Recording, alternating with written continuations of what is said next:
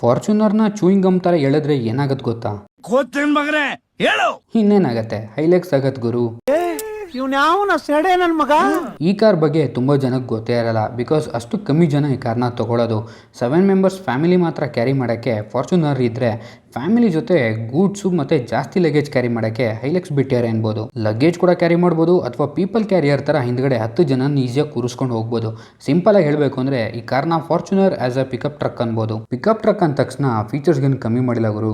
LED head lamp, LED fog lamp, 18 inch alloy wheel, front and rear parking sensors, reverse camera, leathered seats, 2 zone climate control, 7 air bag, dash ಬೋರ್ಡಲ್ಲಿ soft touch materials, 8 inch infotainment system, 6 speakers, cruise control, drive modes, 20+ connected car features, ಈ ಥರ ಸುಮಾರು features loaded ಆಗಿ ಕೊಟ್ಟಿದ್ದಾರೆ.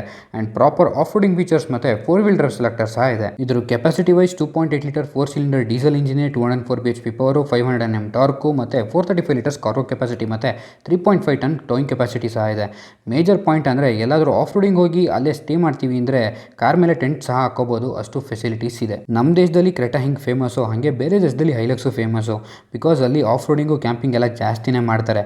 So family carry ಮಾಡೋಕ್ಕೆ ಜೊತೆಗೆ ಒಂದು off roading premium pickup truck vehicle ಬೇಕು ಅಂಡರ್ 50 lakhs ಅಂದರೆ Toyota Hilux is the only option ಅನ್ಬೋದು. ಕನ್ನಡದಲ್ಲಿ ಇದೇ ಥರ ಕಾರ್ ಕಂಟೆಂಟ್ಗೋಸ್ಕರ ನನ್ನ ಪೇಜ್ನ ಫಾಲೋ ಮಾಡಿ. ಆ್ಯಂಡ್ ಎಲ್ಲ ಟೊಯೋಟಾ ಲವರ್ಸ್ಗೂ ಮತ್ತು ಹೈಲೆಕ್ಸ್ ಲವರ್ಸ್ಗೂ ಈ ರೀಲ್ನ ಶೇರ್ ಮಾಡೋದು ಮರಿಬೇಡಿ.